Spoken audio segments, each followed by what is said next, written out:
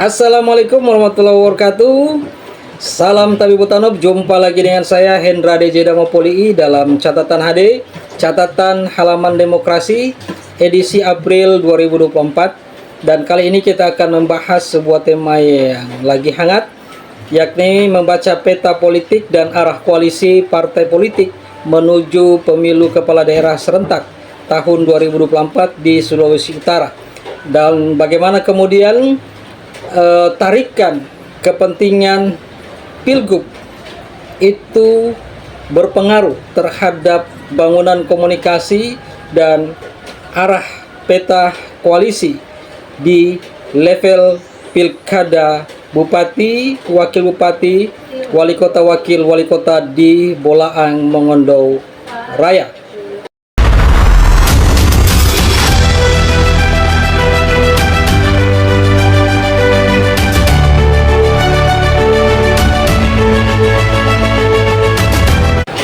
Membaca peta politik pemilu kepala daerah di Provinsi Sulawesi Utara, setidaknya ada dua variabel penting yang dapat kita jadikan sebagai basis analisis.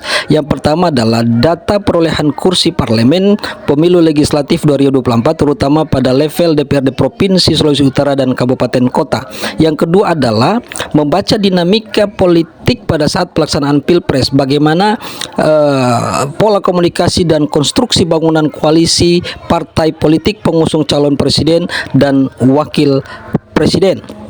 Dua tools ini penting untuk kita pahami bagaimana kemudian tarikan kepentingan nasional dapat berpengaruh terhadap bangunan komunikasi dan peta politik di level pemilu kepala daerah. Karena kewenangan DPP mutlak dibutuhkan, terutama pada saat rekomendasi B1KWK sebagai syarat utama dalam rangka pencalonan kepala daerah.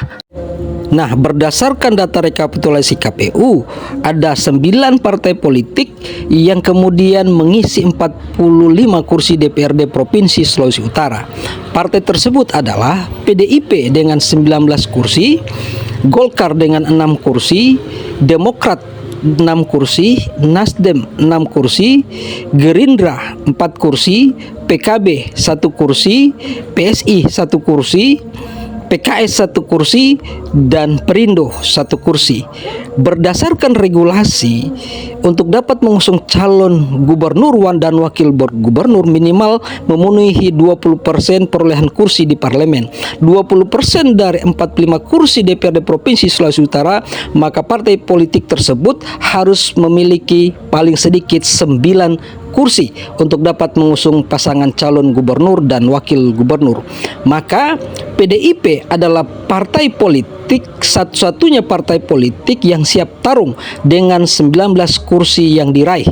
Dengan demikian, baru ada satu poros partai politik yang kemudian sudah memenuhi 20% syarat mengusung calon gubernur Provinsi Sulawesi Utara, sementara 8 partai yang lain harus membangun komunikasi politik dalam rangka mencari teman koalisi untuk dapat mengusung atau bertarung pada pemilu gubernur dan wakil gubernur Provinsi Sulawesi Utara.